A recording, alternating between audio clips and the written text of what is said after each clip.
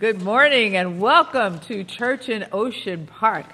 Glad that you're here. Glad that you're here on Zoom. So this morning we're singing a song actually by one of my friends, Laurie Wyatt. And it was also, of course, recorded by Pete Seeger and Peter, Paul, and Mary. And it is Somos el Barco. So the words say, Somos el Barco, Somos el Mar. Yo navego en ti, tú navegas en mí. We are the boat, we are the sea. I sail in you, and you sail in me. So the tongue, shoulder up to yeah.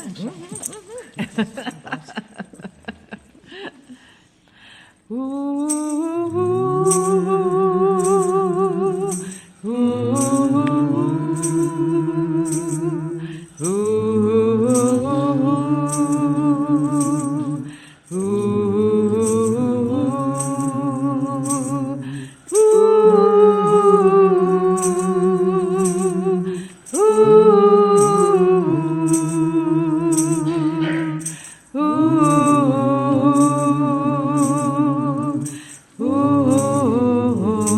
Somos el barco, somos el barco, somos el mar, somos el mar. Yo navego en ti, yo navego en ti. Tú navegas en mí, tú navegas en mí. We are the boat, we are the boat. Unison. We are the sea. I sail in you.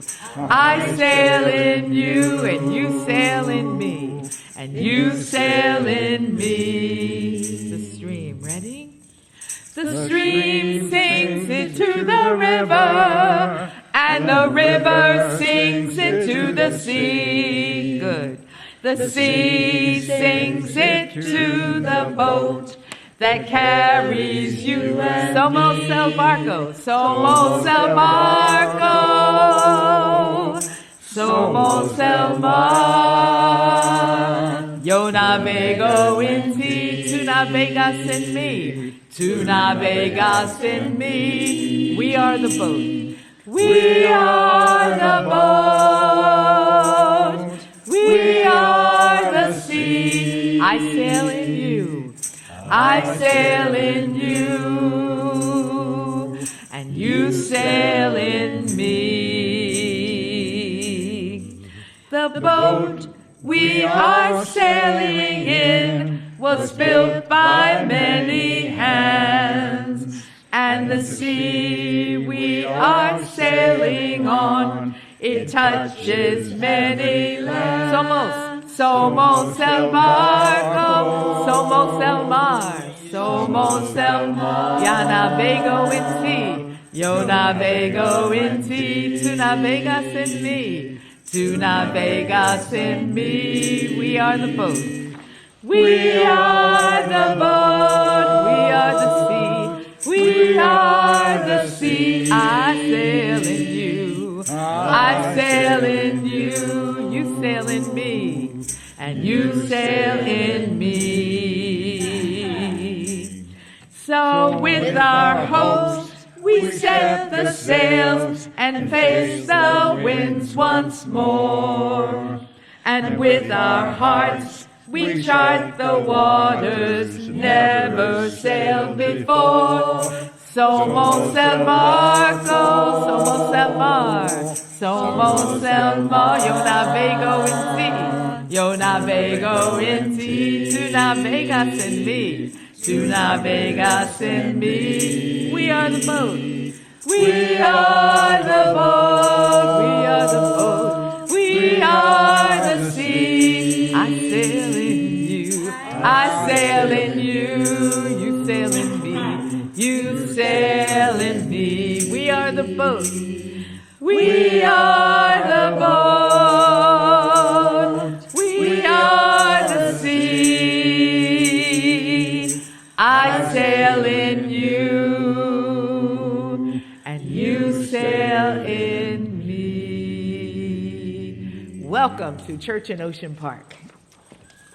Woo.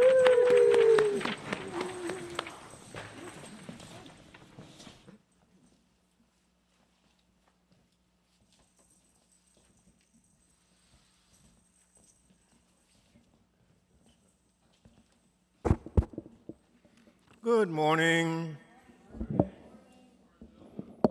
Thank you. My name is Joseph Hepburn, Jr. Every time I come up, I add a little to my name, but it is true. I was never called Joseph growing up. Never. I was always called Junior. So I'm still Junior. And I welcome you to the church in Ocean Park. We are here to welcome you to this unique multi-faith community that is dedicated to social justice. So you may be wondering today, of all days, are you welcome here? Yes, we are multi-faith, so we are welcome if you are Jewish, Muslim, Hindu, Buddhist, Christian, atheist, or some other combination altogether. You are welcome if you just came in from a protest march or weren't able to join any protest marches. You are welcome if you just came in from a political campaign or weren't able to attend any of the political campaigns but are anxious about what to do. You are welcome at the church in Ocean Park. You are welcome if you work too hard, don't have a job, or didn't get the position that you needed or wanted. If you need some reassurance, relief, recuperation from this week's events in the political and religious arena, you are welcome to the church in Ocean Park. We extend a special invitation to those who are single, married, divorced, gay, transgender, rich or poor. We don't care if you are more religious than the Pope, more ceremonial than the King of England, or more humorous than the Dalai Lama. You are welcome here. We don't care if you were never baptized or if you don't remember the church you were baptized at or haven't been to a church up to last week. We extend a special invitation to Gen Zs, millennials, Gen X, baby boomers. And I just read the other day, those born between 1928 and 1945 are called the silent generation. Well, we have no silent generations here. We are too vocal to be silent. We invite soccer moms, tree huggers, latte sippers, vegetarians, junk food eaters. Come, one and all, we have open doors and open hearts. We invite those who are inked or pierced. Oh, I was even pierced myself. That is new.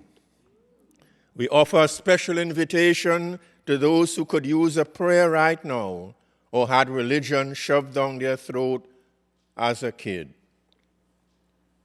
To all visitors, to tourists, seekers, doubters, bleeding hearts, and you, welcome to the church in Ocean Park.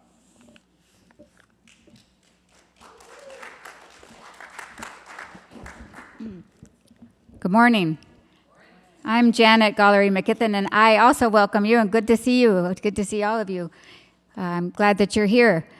I want to begin with a land acknowledgement. We, the people of the church in Ocean Park, recognize that our building sits on stolen land. We, the settlers of this land, honor the Quiche, the Tongva, and the Chumash peoples. We acknowledge the harms of genocide, enslavement, forced assimilation, gender violence, and destruction of sacred sites, the burial of historic truth and indigenous suffering at the hands of U.S. settler colonialism.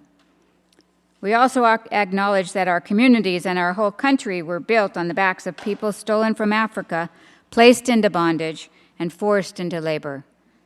We acknowledge that this labor has never been repaid. In our acknowledgement, let us commit ourselves to healing by helping to create a more just and equitable world through the struggle of changing the way that we do things that we think are normal, but are actually systemically hurting people. We apologize for the harm by pledging ourselves to be part of the culture of repair. Let's take a moment and think about that.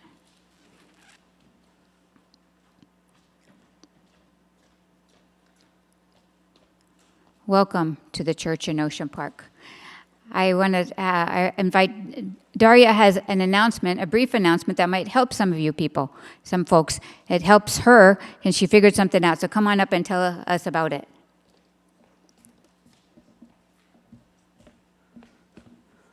So for those of you who, like me, have maybe a hearing loss, mild, moderate, Apple has released an update to their AirPod Pro 2, second generation AirPod Pros, where they can now function fully as like hearing aids. I have $5,000 hearing aids at home. These work better than those. And I finally figured out how to work it. Yesterday it didn't work, but now it does, and I'm so grateful. So that's my announcement. If you have an iPhone, iPad, and AirPod Pro 2s, see me, and I'll help you set it up. I hope it helps you like it helps me. Thank you. Great. Thank you, Daria. All right, and now we have Larry Dilge with us.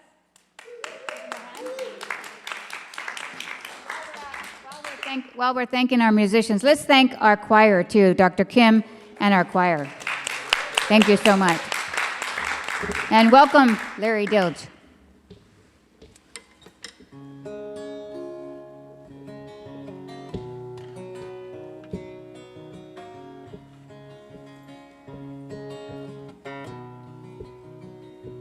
There's a long and winding hot river from the darkness to the dawn. I wore the wrong glasses. Well, see, I have to do the best I can. It will care, that helps, and deliver you when you walk on. Yeah. No one here can say for certain what lies in the great beyond. You'll pass through that parted curtain when you walk on. You may grasp at the illusion, the confusion of your mind. But soon you will remember to surrender one more time.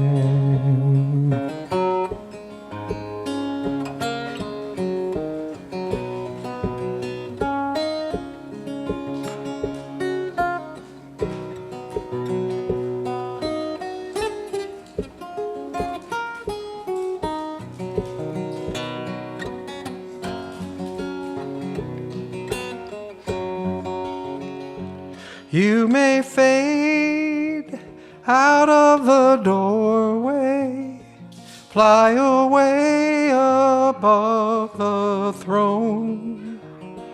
Those who stay carry your story. A little glory lingers on. Though the world you leave behind you will become a distant song.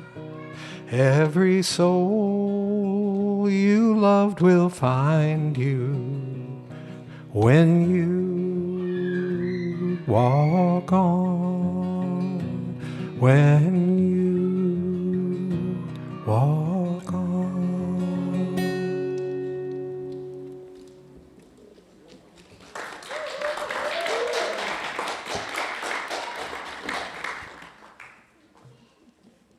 Thank you so much, Larry.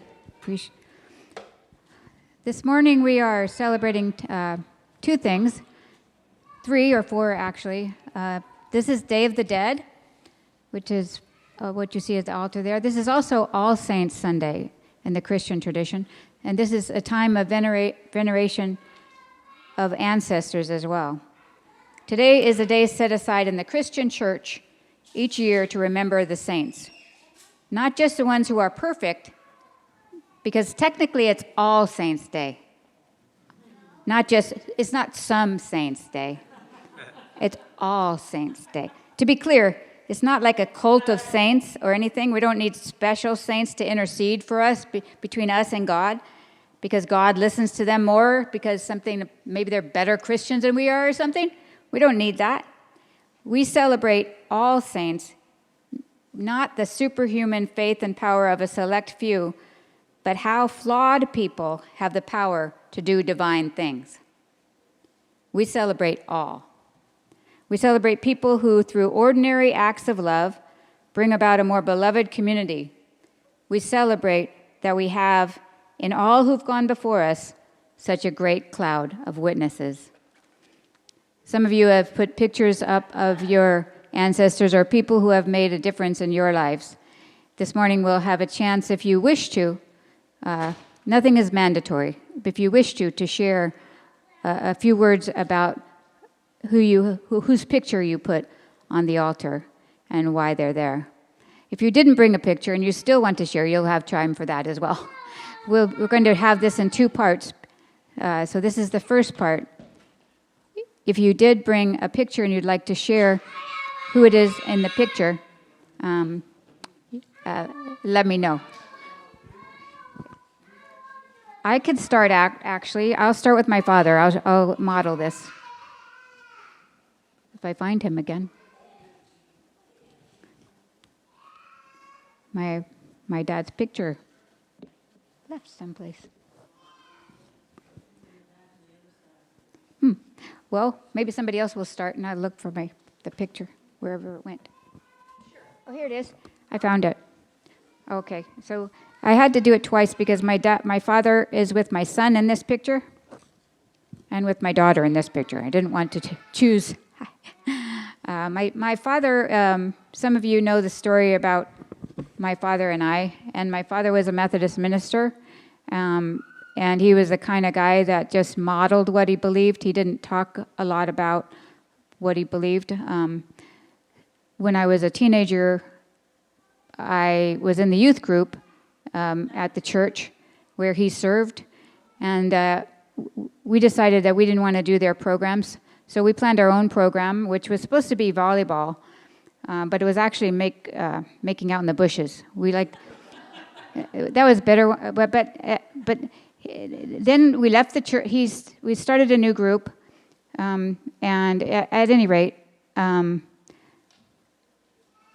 after a while, there's a long story there. But after a while, we both came back to the church and he helped ordain me when I was ordained a minister. So he never gave up on me, and I hope that I never give up on you all and my kids and the people that I love. So that's my father. That's a very short version of my father, why I love him so. And I think Stanley James Gollery. Come on up, Jane. I didn't have a chance to put my pictures up, so I'll start with my parents. And I find that the older I get, the more I'm able to realize they did the best job that they could and forgive them for what I've been angry about for so long. And it's almost not being angry anymore, which is really nice. I think watching my children with their children has kind of gotten me into the swing of understanding the generations and that parenting is the same in every generation, and it's not easy, and it wasn't easy for my parents. And the other picture I have is Little Bear. He was the best dog. I don't care what kind of dog you have, he was the best dog. Anyway, he was a lovely pet. He cared about every emotion that I had. If I was crying, he would crawl into my lap and lick my tears even. So I remember him really fondly. Little Bear was 18 when he died.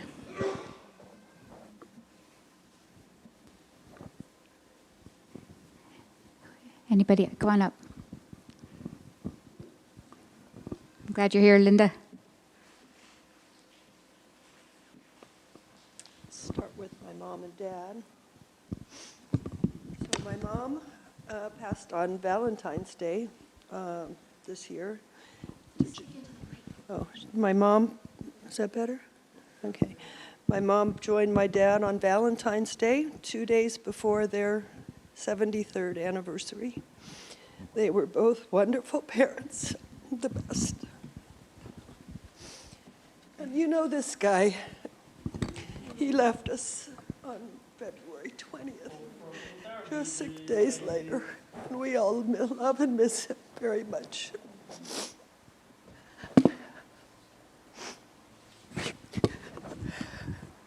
Thank you. Anybody else? Come on up. Milana?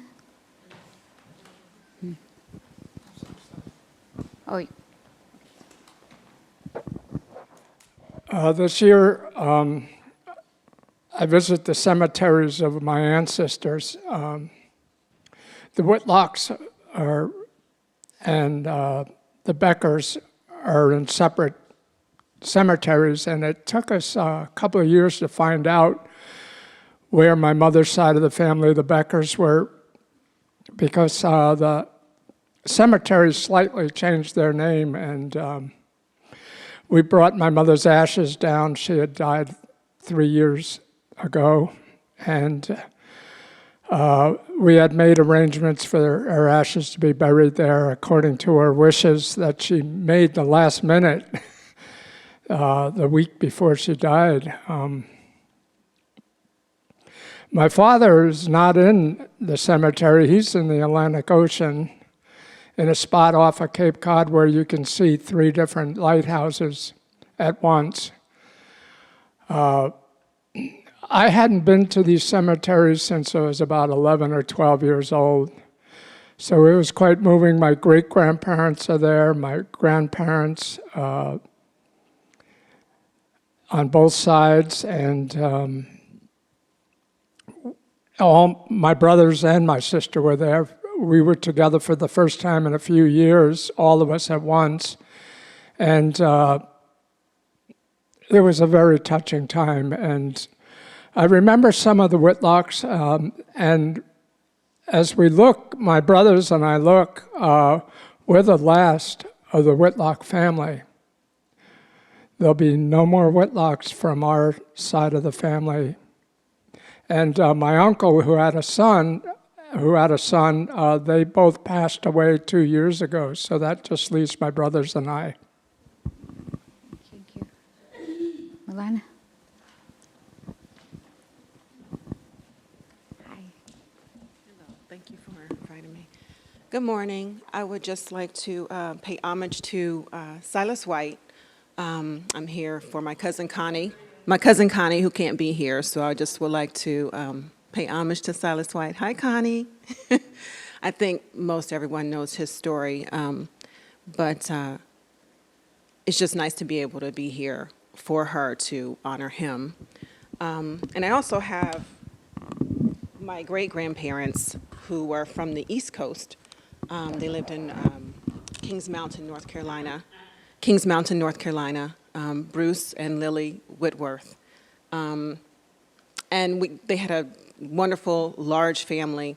I just wanted to pay honor to them as well. Thank you. You can put them up here. Or you can put, how about right here? Right there.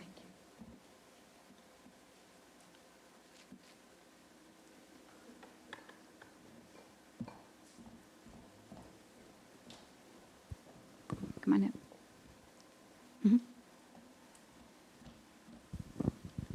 I don't have photos, but one person I'd like to lift up, I've done it in the past, was my grandfather, whom I have no memories of, but he was the one Johnstone where nobody had a bad thing to say about throughout all the years. and all the dysfunction that went on. And he was one who went to orphanages in Yugoslavia during World War I and helped relieve the fear of many of the orphans. He started a school for those who, well, back in the day, the term was, quote, feeble-minded, unquote. These days it would be a lot of terminology, which included autism, various levels of functioning in the school. Everybody loved him. The town he lived in loved him. Another person I'd like to lift up was my longest time friend. Her name was Sharon. And we knew each other from early grammar school. And we're good friends and just got along and just had a good time together, you know, just, it was so easy to be with each other. And then fast forward in time, she had family matters and all, and challenges with her brother who had his disability, so on and so forth. And one time talking to Sharon on the phone, I said, God, Sharon, man, you're practically a saint. She said, that would be a first. I said, huh? She said, well, I'm an atheist.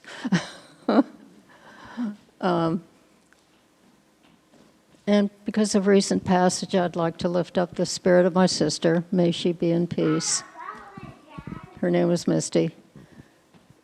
And then also, sorry, this one's still hard.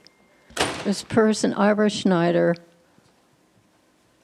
who was just so loving. He loved. And I always felt loved when I was in his presence. He was a healer. He was a chiropractor, and he took me on pro bono. It's just a huge loss because he was so loving and he brought out the love in other people. And he helped a person to see the goodness in themselves when they weren't feeling so good about themselves. So God bless you, Ira, and thank you. Thank you very much. Dar? I'd like to remember my grandmother.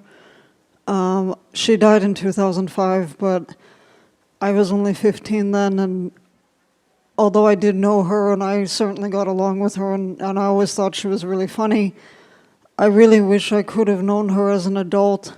And I think, you know, we would have just had the best time laughing. And I know my sister loved her, and my mom, obviously, her daughter, my mom certainly loved her. And I don't know, I just wish I knew her. She was sarcastic, she was caring, she was loving, she was an amazing cook, an amazing baker. Yeah, I guess I just wish I knew her, so yeah. All right, we're going to continue this after the song. Then there's going to be a song, but first we're going to hear... Context was in Latin America. And so he was born in 1928, and he was a Peruvian philosopher, a Catholic theologian, and a Dominican priest, Gustavo Gutierrez. The book that we read together was called We Drink from Our Own Wells. And I thought that was a good way to talk about the fact that we all have to find our way of liberation through our own context. And some of the foundations of his liberating theology was that he wanted first of all, people who were poor to know that God loves them, especially because he was standing against what was going on economically and theologically. He said that he called for understanding the reality of the poor and contended that being poor is not simply lacking the economic resources for development, On the contrary, he understood poverty as a way of living, of thinking, of loving, of praying, of believing, and waiting, and of spending free time, and of fighting for life. Now, they said many theologians oversimplify poverty's social roots, but for Gutierrez, the origin of poverty was complex in Latin America, and it originates from the times of conquest and colonization, and it's also added to by the political, geographical, and personal factors. He inspired so many people, and he got in great trouble. You can imagine. He was in trouble with the governments, Latin American governments, with his own government, and with the church. And they put him out occasionally, and then he came on back. But he continued to call for ways to understand the complex that makes up poverty. And he called for people to be supportive of each other. He called for people to create small communities and to work for freedom in that way. And yes, some people said, well, he was a Marxist, because there were some of the things that he talked about and wrote about that came from Marxist teachings. But he was thoroughly a Catholic Christian, working on Christian principles that are supposed to be, just saying, supposed to be lifting up the poor. So, Gustavo Gutierrez, presente. We will have a song in a moment. I just want to take a moment and recognize that we come with heavy hearts. This morning, many of us thinking about our loved ones, and we'd much rather have them in these chairs than on this table. And so I just want to recognize that even the folks who haven't spoken yet or may speak loud later, or those who haven't, we're not going to speak, all of us carry with us some of this loss. And so I want to recognize that we'd all rather have them sitting in the chair. I think so. At least the people I speak about, I would rather have them sitting in a chair than on the table. So we're going to have another song by Larry Dilge, and then we're going to continue our sharing.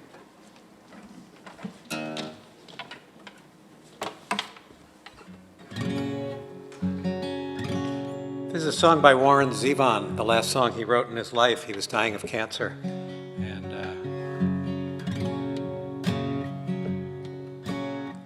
shadows are falling, and I'm running out of breath. Keep me in your heart for a while. If I leave you now, it doesn't mean I love you any less.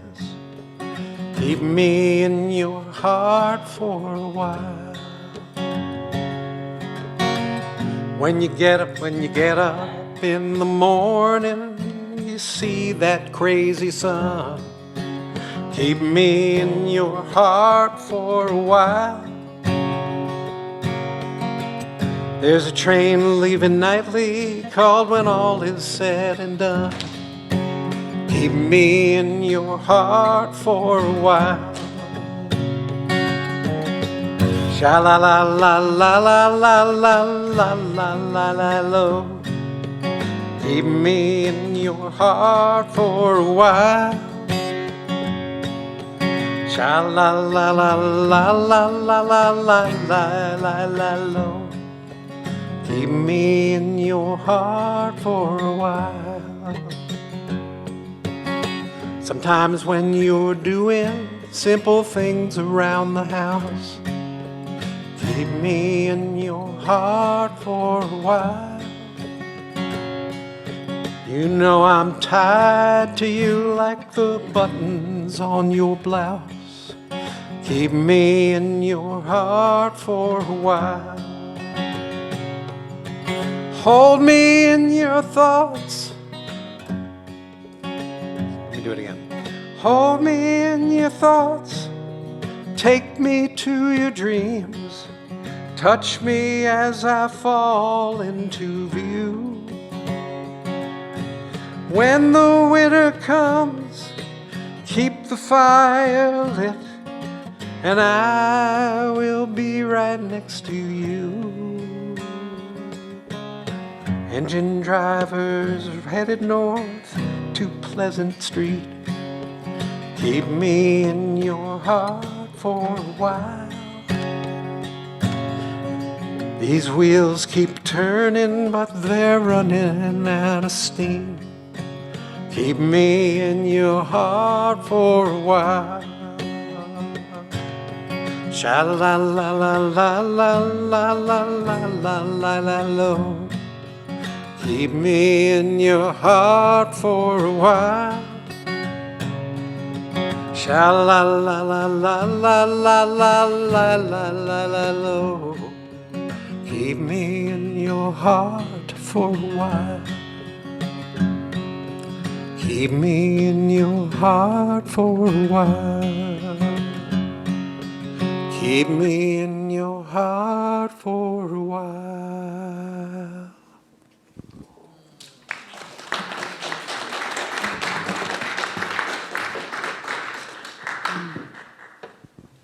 Thank you. Thank you. Thank you. Now we'll continue with our sharing. If you'd like to share about somebody, come on forward. Joe?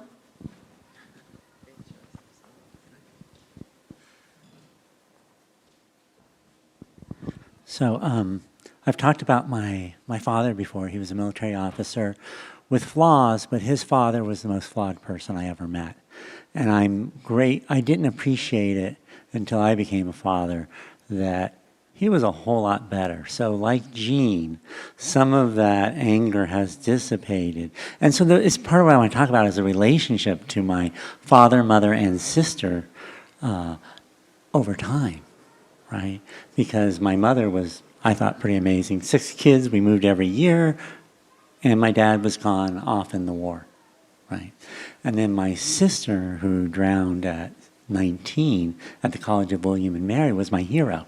I was 16 at the time. She taught me math. That became my career. But what I've noticed over the time is the overwhelming grief. You were in a grief class with me, and it was so overwhelming. It was even hard to say her name, Deidre. And that relationship has changed with having kids. And that changed. And I remember the one time, and I think I've shared the story, where I sent pictures of my daughter to my mother, and she's like, "Where did you get these pictures of Deidre?" And she was upset with me because she thought, I said, "Those are Miranda, my daughter Miranda," and she didn't believe me. And so then I realized, okay, now I'm starting to understand some of the grief she went through with the loss of her daughter, because I felt the loss through my eyes. And now seeing she was an incredible mom. And then some of the anger over my sister abandoning me has changed over time. And so what I'm now sensing is it's part of the cycle. Now I have grandkids, right? And you just start to see that on my death will be part of the path to allow for new kids to come to the world. And so my relationship with this has changed, and part of that is through the support of you. I mean, we do this each year, and it's part of that growing relationship, and the relationship has changed dramatically from, the stage I was at, and from my perspective to the much more global perspective. So, and I mean, it's allowing me to come to the idea that once I will join them, right? So my sister, my mother, and my father, we're not wealthy like the Whitlocks, and we don't have our own cemetery. The Whitlocks and the Murdocks, you always think of Fred with Rupert. But they're all in the same gravesite because it's a closed cemetery, and it's at my father's college, which is West Point. It's up the Hudson, and it's a beautiful setting. And it's like, I know I will return with them, but I don't think I'm going to join the after party. So I don't think I'm going to have a space there because, like Bonnie, I don't think I'll be invited because, I don't believe in the afterlife. My molecules will return to the earth, and I'll be food for plants, I hope. But so part of it's just the relationship with these people. Over the years, I've seen coming to the church for the last 30-ish years, that's been a really important part. And it's part of what this is about, because in some ways, my parents and my sister are saints to me as well. And it's that relationship, flawed and all. And then it allows me to be flawed. So. Thank you. Thank you, Joe. Andre.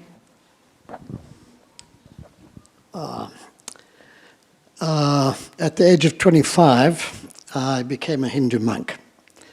And my father, the anglicized Episcopal priest, disowned me. He was an interesting man. He came from an Afrikaner background, and he originally was a member of the Dutch Reformed Church. And when he became an Anglican priest, he used to call it the Much Deformed Church because they supported apartheid. And he had a peculiar gift of allowing God to come through him. And on 2 occasions,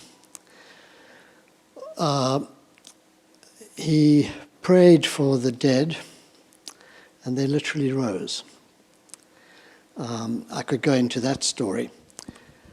But part of my relationship with him was tied to the fact that when I was 12, my father became a priest. He was no longer a farmer in Zimbabwe, Rhodesia. So I lost the idyllic wilderness childhood that I had and became just another inmate of the public shelter, which became the rectory. So anyone who came to the door, an alcoholic, a homeless person, an old person rejected by the family, became members of our family, lived with us, because they saw anyone in need coming to the door was Christ disguised as that person. So their offering back to Christ was to support these people and offer them a love that they obviously had not experienced before. So add to that, when I was a monk meditating very intensely in the beginning, I had this experience of the body dissolving, or body consciousness disappearing, and being merged into a sea of bliss. The Sufis have a phrase, the body is the shore of the ocean of infinite bliss. So add to that having a prostate operation where it was supposed to be a 5-hour operation where they were removing part of my prostate, and it ended up being a 9-hour operation because at some point I must have checked out, because during that period I came to surface awareness. I found myself hovering above the body, looking down at all these people trying to do something to the body. And I kept on saying to them, forget about it. I'm very happy where I am. In fact, if my family knew where I was, they would have no grief, because I felt overwhelming relief at releasing myself from the coffin of the body and experiencing the true dimension of my infinite being. And it was such a joy, such a peace that I could not imagine before. And I could feel the white light behind me drawing me, but obviously the boss decided I had more work to do. So I came back. So I just wanted to reassure those of you who think that death is a final thing, that it isn't. and that in fact you don't die. You just simply let go of the body. And if need be, you find another body to work through as a child. Some people believe in reincarnation, some people don't. I don't particularly, but it's a nice story to tell oneself. And many people believe it. But my feeling is that our ancestors are extensions of ourselves, inasmuch as each of us are extensions of each other. And as much as nature all around us is an extension of ourselves. So I think when I was speaking at my mother's memorial, I said I have to repeat a story by Lao Tzu. I've told you this before, haven't I? No? Okay.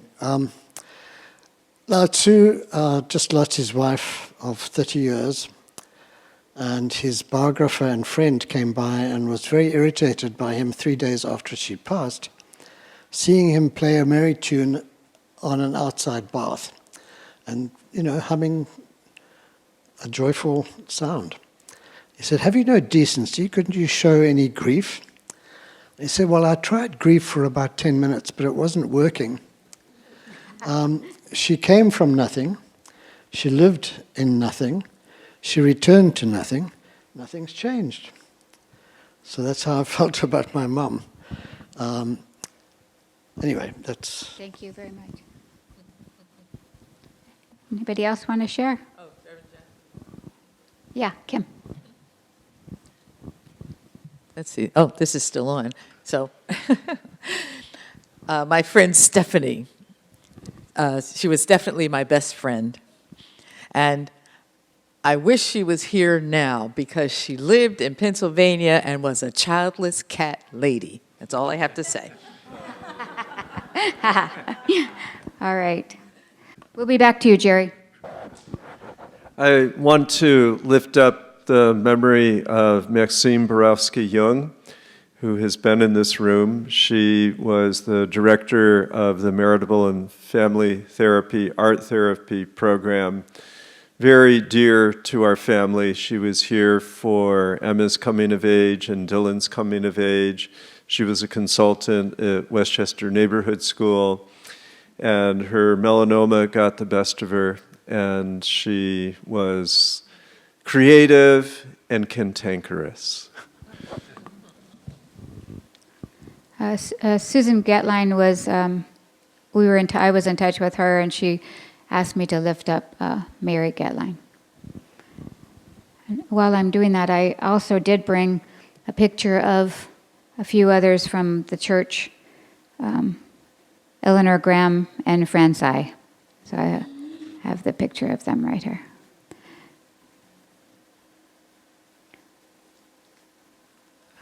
Are there others who'd like to share? Come on up. Welcome. Hi. Good to see you. Good to see you too. Well, I know we're all having wonderful ancestors who, in human form, who have passed.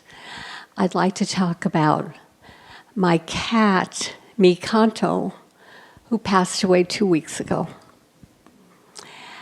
Now, we had a soul connection. Now, most kittens will not calm down for a second for you to hold them and gaze into your eyes. And this cat would be all over, like all kittens, and then I'd pick him up, and we would have what I would call a tantra eye-gazing of going beyond the beyond together. There was a recognition of something greater than us. He in cat form, and me in human form. I had him for 19 years of love. And this beautiful being, and I named him Mikanto. By the way, I made up the name. I was studying Spanish at the time. My song. And when I would bring him to my holistic vet, there was a Latino guy that would sing the song, Mi canto, because I didn't even know it was a real song.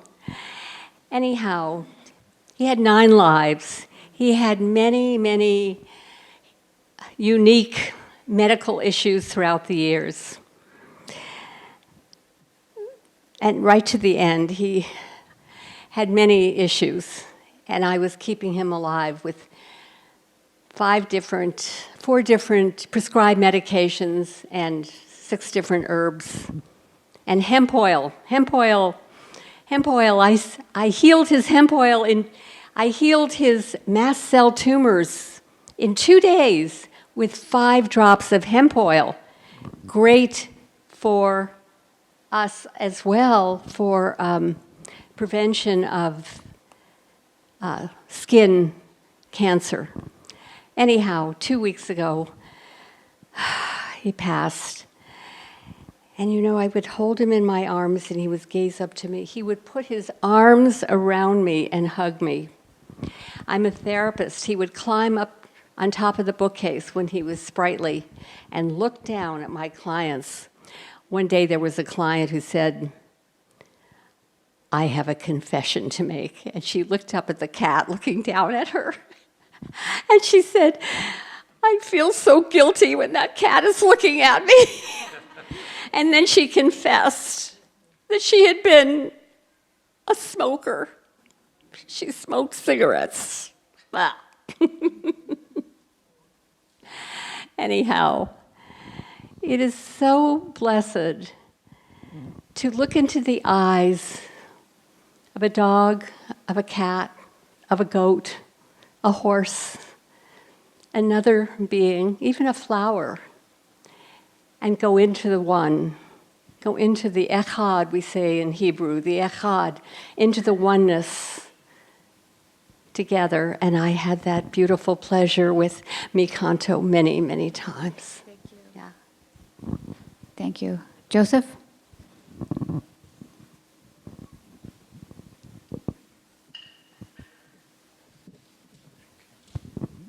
Not Joseph Jr. Yes, you all may think it very strange, but I don't keep photographs of family members who have died. I have no photographs of my parents who have died. I'm the eldest of 6 siblings, and they have my eldest sister is the historian in the family, so she has all the stuff. I prefer to remember people as I knew them actively, I don't like the photographs. But Gustavo Gutierrez, I was at Drew University in New Jersey, and my study was social ethics, and each student had to write something on Gutierrez. And I had just started doing it when I got a letter from home, a phone call from home, Trinidad, that my mother had died.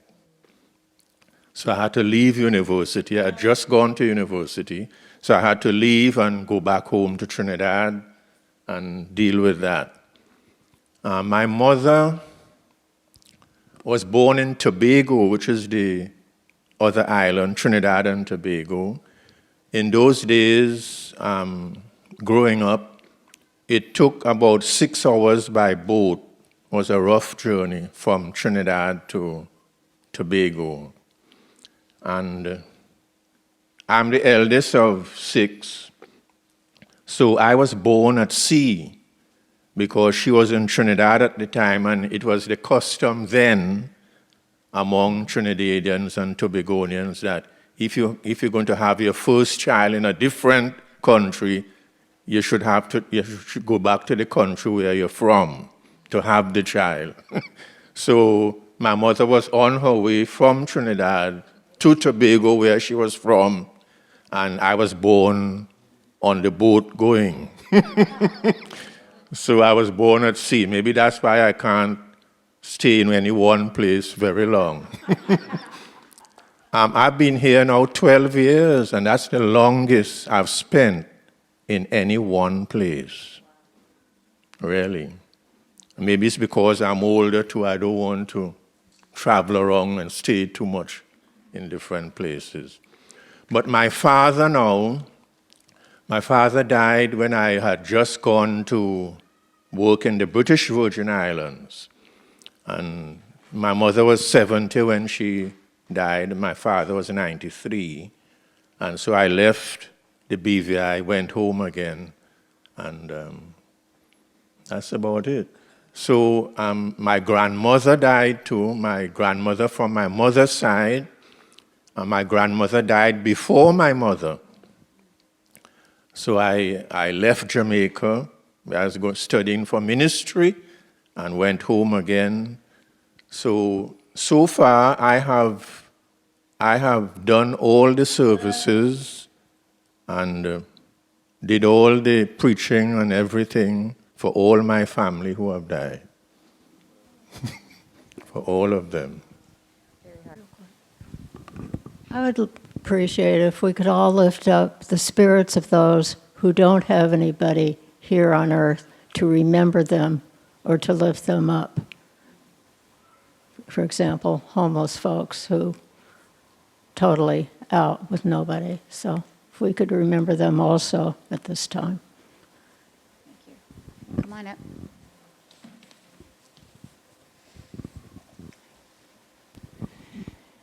Okay, so I've got to put on the hat for Love because he spent many days up on this stage singing for everyone. So I just want to lift him up. And I know he's home, and this was considered his home too. Thank you. Thank you, Stacy.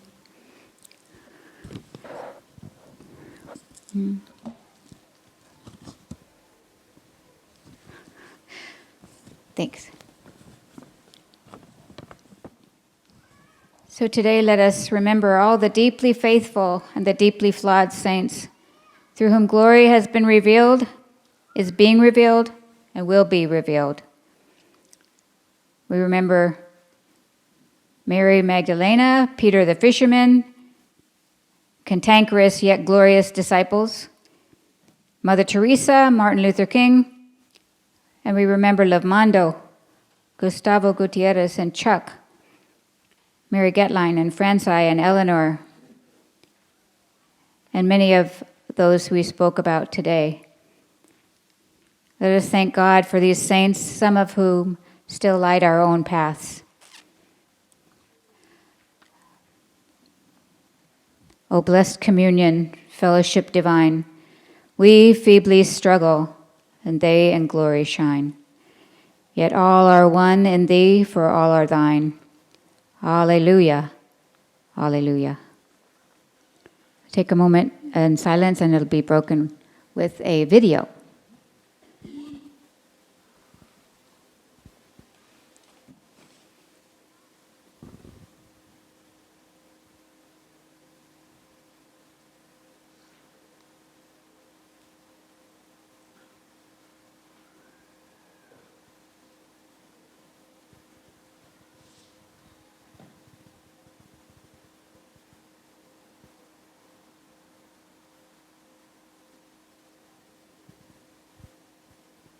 All right, thank you so much.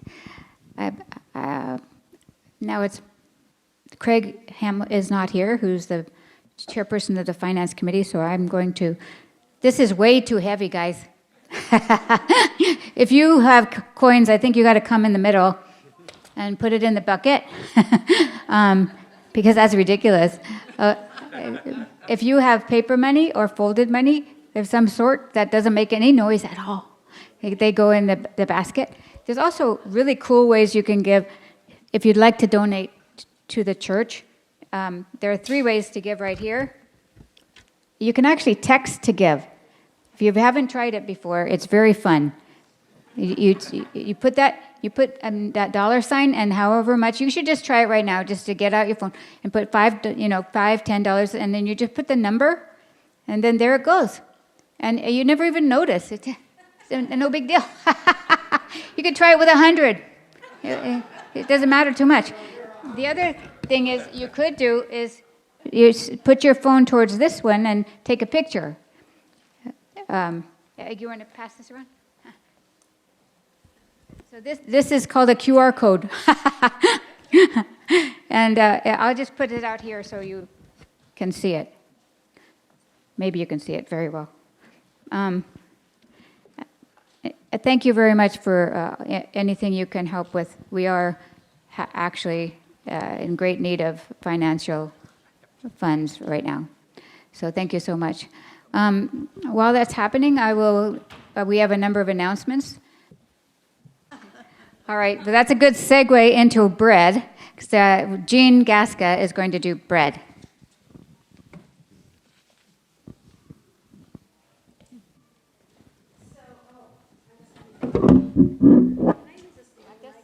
Yeah, I'll get my hands. Oh.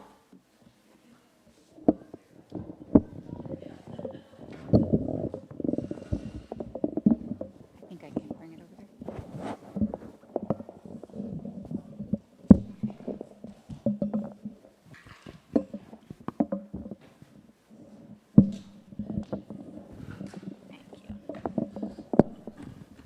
How's that? You can hear me?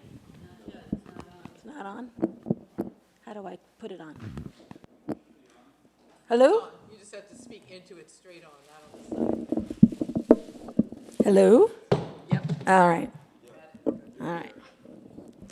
So I have a poem to read to you that was posted by our friend, Rabbi Diane Rose. And I'll read that in a moment, but I just wanted to preface it with a few minutes.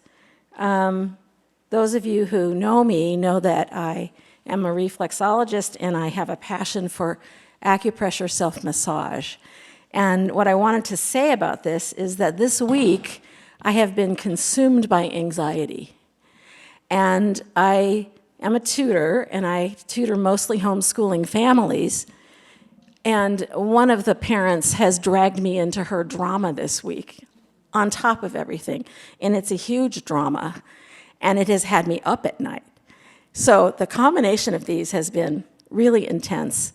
And I forgot that I don't just have an earthly body, that I have a body of energy. And when I remembered that, I'm able to have a few moments of relief from the anxiety. So I wanted to bring that to you before I read this poem.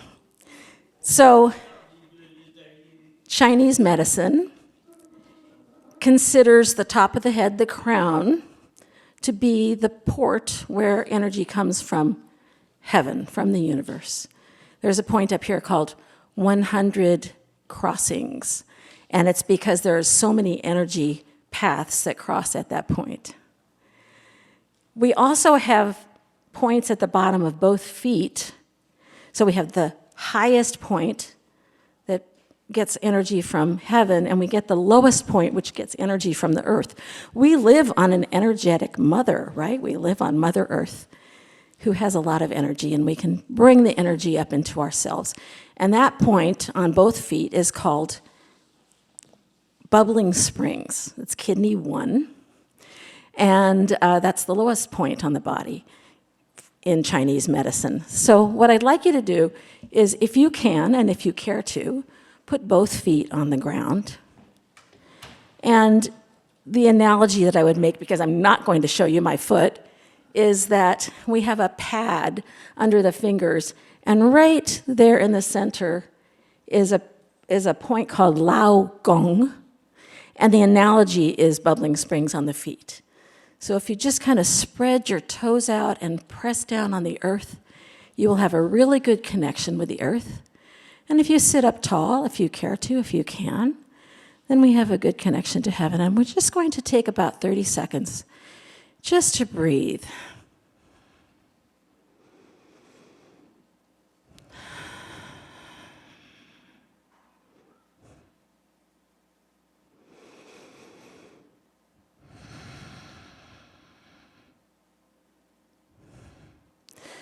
So we have energy coming from above and around us, 360 degrees.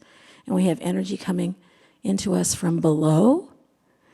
And we also have energy within ourselves. And in Chinese medicine, that's the meridians, the acupuncture meridians, or acupressure. And the meridians are just pathways of energy. So today we're going to energize a couple of pathways, and then I'll read you the poem. So the first thing I want you to do is to look at one of your hands, and I'm going to tell you about the Jing Well points. The Jing Well points are on the sides of the nails. So while I'm talking to you, you can be pressing on either side of the nail bed on each finger, and I'm going to tell you which pathway each one of those fingers represents. So starting with the thumb, this is the lung channel. And you can think about your own lungs if you want to at the time that I mention what the pathway is. Are you having trouble with asthma? Are you having trouble with respiratory diseases? Do you keep getting COVID? Do you breathe heavily? Are you short of breath when you go upstairs? And so just simply working on your thumb can help in the long run. Of course, it's not just like magic, oh, I can breathe better, right? So you have to do a little bit maybe every morning when you get up, every evening before you go to bed, just holding on to the nail beds. And then reflexology is a whole different thing, which I won't talk about right now. The second finger is the large intestine. The large intestine is the garbage area of our digestive system, right, that gets rid of waste. And so we take in nutrition and we all get rid of waste. And sometimes there are problems in that area too. So this is large intestine. The third finger is the pericardium. That's the lining of the heart, and that's a really important lining. And then we're going to grasp the ring finger at the nail bed. That's triple burner, which has a lot to do with energy and temperature regulation in the body. A lot of other things that has to do with hearing as well, right here. And the last one actually has two channels. The one that is closest to the middle of the hand is the heart channel, and the one that is near the edge of the hand is the small intestine. So what I'm going to have you do right now, you don't have to think about any of those details. We're going to close our hands like this and rub our fingers together at the nails for 30 seconds. I'm not going to talk. Briskly, though.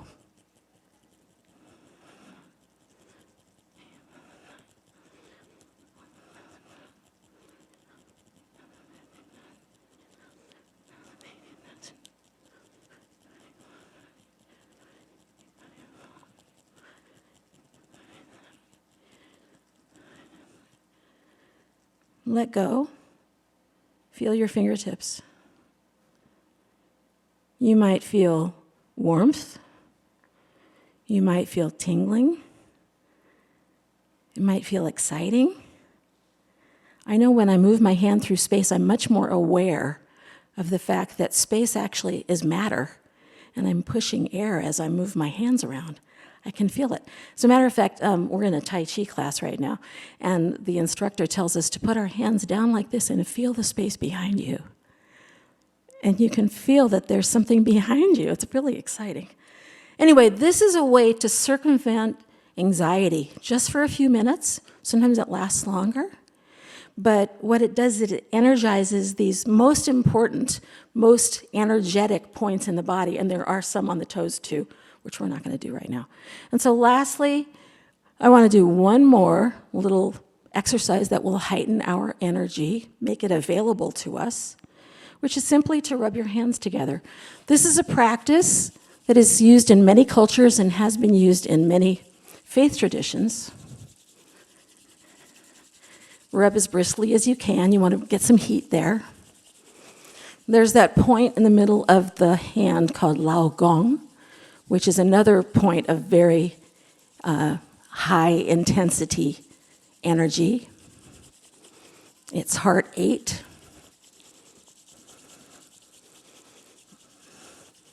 About 10 more seconds.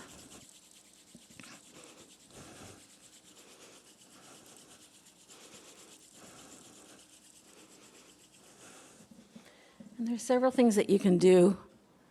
You can put your hands close together and feel a little ball there.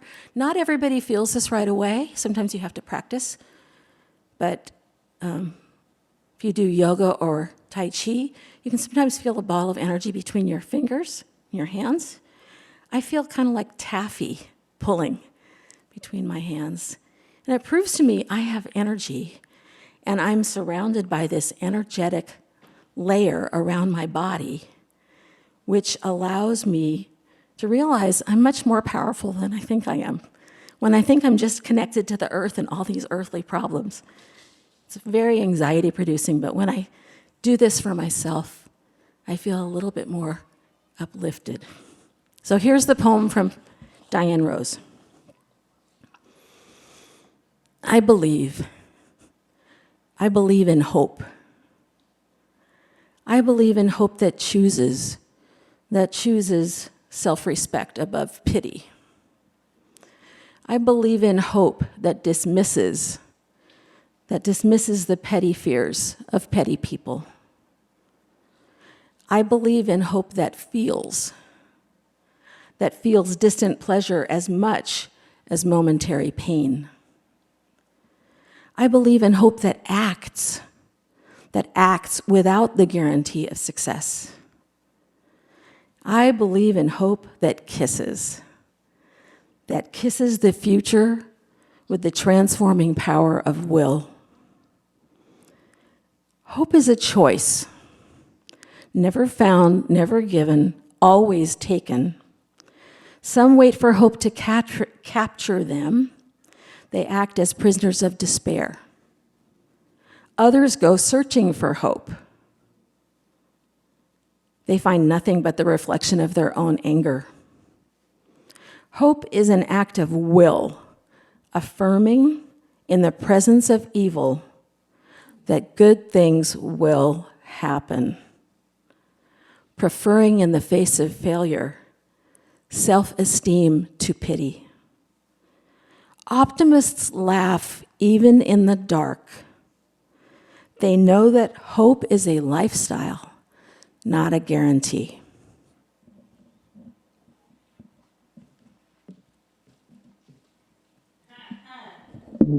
I don't know about you, but I needed that healing stuff. I said, thank you. I did the bread. Yeah. Alrighty, I think we're ready for our closing song. I was standing by my window on a cold and cloudy day when I saw that hearse come rolling for to carry my mother away. Will the circle be unbroken by and by, Lord, by and by? There's a better home awaiting in the sky, in the sky. Lord, I told the undertaker, please drive slow. For that body you're a hauling, Lord, I hate to see her go. Will the circle be unbroken by and by, Lord, by and by? There's a better home awaiting in the sky, in the sky. Well, I followed close behind her, tried to hold up and be brave, but I could not count my sorrow when they laid her in the grave. Will the circle be unbroken by and by, Lord, by and by? There's a better home awaiting in the sky, in the sky. Want to do a verse? Well, I went back home, Lord, my home was lonesome, 'cause my mother, she was gone. All my brothers and sisters crying, I want a home so sad and lone. Why will the circle be unbroken by and by, Lord, by and by? There's a better home awaiting in the sky, in the sky. One by one the seats were emptied, one by one they went away. Now the family, they are parted. Will they meet again someday? Will the circle be unbroken by and by, Lord, by and by? There's a better home awaiting in the sky, in the sky. There's a better home awaiting in the sky, in the sky.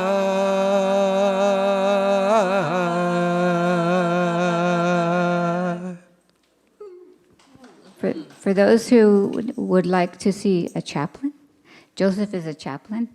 And we also have Donna Brown, and we have an encouragement group for people who are grieving and would like some support there. So please reach out if you need to. We say together, carry on. The people on Zoom can unmute and say it with us. Raise your hands up high. We have a special surprise after the carry on. Yes, we do. 1, 2, 3. Carry on! Yep, there's a surprise coming on the All screen. right, so let's see. Surprise, there may be dancing involved. Hey, Connie, I'm glad to see you. Mm-hmm. So good. Two-step. I have it. I do. Yes. It's amazing. That picture is so amazing. There's Donia. Listen to grandmama and take the special note. Step 1 is registration. Step 2, go out and vote. It's called the two-step. It's called the two-step. Yeah, the two-step. It's called the two-step. Calling all citizens, don't you delay. It's time to do the two-step and do it right away. You say you want to have, you say you want to change. Well, get up off your duck, you have the power to arrange. Two-step. It's called the two-step. Yeah, the two-step. It's called the two-step. Listen to grandmama and take this special note. Step 1 is registration. Step 2, go out and vote. It's called the two-step. It's called the two-step. Yeah, the two-step. It's called the two-step. Step 1. Step 2. Step 1. Step 2. We want job, good education, our country to be safe. It's our responsibility, a duty we must face. Use a paper ballot and a regular pen. Or social media can be a good friend. It's called the two-step. It's called the two-step. Yeah, the two-step. It's called the two-step. Step 1 is registration. Step 2, go out and vote. Step 1 is registration. Step 2, go out and vote. Step 1. Step 2. Step 1. Step 2. Raise your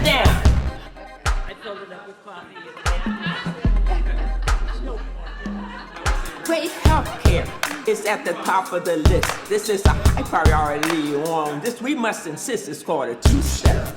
It's called a two-step. The economy we want is for positive action. Now make it a mission, not a one-time reaction. Two-step. It's called a two-step. Listen to grandmama and take this special note. Step 1 is registration. Step 2, go out and vote. It's called a two-step. It's called a two-step. Yeah, a two-step. It's called a two-step. We're in this together, no matter the weather. It's a voting campaign. Let grandma make a prank. It's called a two-step. It's called a two-step. Yeah, a two-step. It's called a two-step. Step 1 is registration. Step 2, go out and vote. Step 1 is registration. Step 2, go out and vote. Step 1 is registration. Step 2, go out and vote. Step 1 is registration. Step 2, go out and vote. Step 1. Step 2. Step 1. Step 2. It's called a two-step. It's called a two-step. Two-step. It's called a two-step. Yeah. Are you with me? Are you with me? Yeah. Are you with me? Are you with me? Step 1 is registration. Step 2, go out and vote. 1 is registration. Step 2, go out and vote. Step 1 is registration. Step 2, go out and vote. 1 is registration. Step 2, go out and vote. Yeah, the two-step. It's called a two-step.